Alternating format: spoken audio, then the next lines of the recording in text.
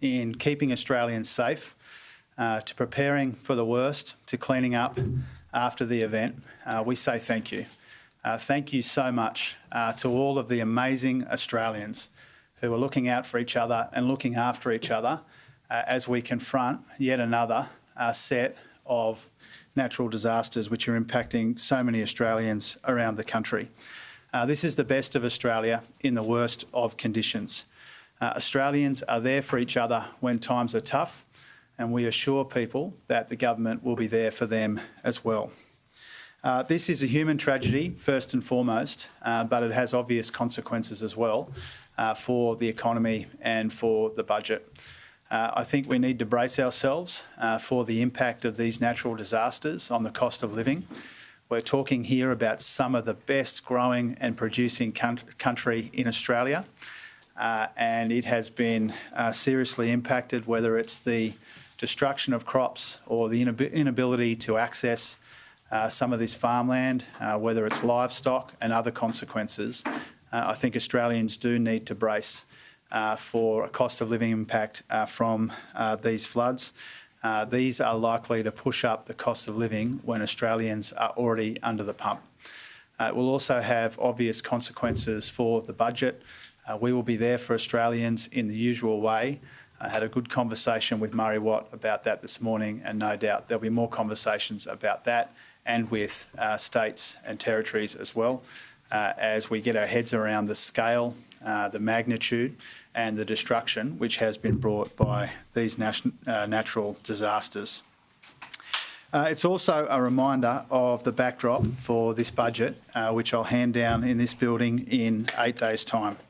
High and rising inflation, consequence now of natural disasters, but also global factors, the war in Ukraine, issues with our own supply chains here at home. Secondly, the persistent structural spending pressures that we've spoken about in this room quite a lot, including skyrocketing borrowing costs on the debt that we've inherited in the budget. And thirdly, of course, the deteriorating global economy. I just got back early yesterday morning from Washington, DC, after a really valuable opportunity to meet with my counterparts from the US, the UK, Canada, India, Korea, New Zealand and Ukraine, the Council of Economic Advisors to President Biden, BNP Paribas, JP Morgan, the heads of the US Fed, the European Central Bank, the World Bank and the IMF as well.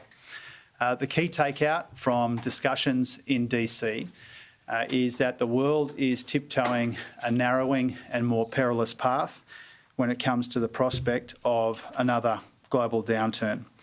That's why the budget next week will downgrade our forecasts for growth in our major trading partners.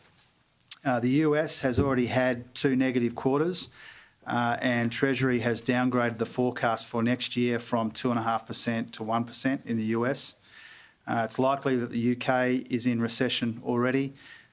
Treasury's downgraded the UK next year from 2% to 0.2%, 0.25%. Euro downgraded from 2.25% to 0.5%, and China has slowed considerably as well. Our best defences against uncertainty around the world is a responsible budget at home, and that's what I'll be handing down next week. It will be focused on responsible cost of living relief with an economic dividend. It will have targeted investments in a stronger and more resilient economy, and it will begin to unwind the legacy of wasteful spending, which has given us $1 trillion in debt and deficits as far as the eye can see. It will be a sensible, solid budget and suited to the difficult times that we confront.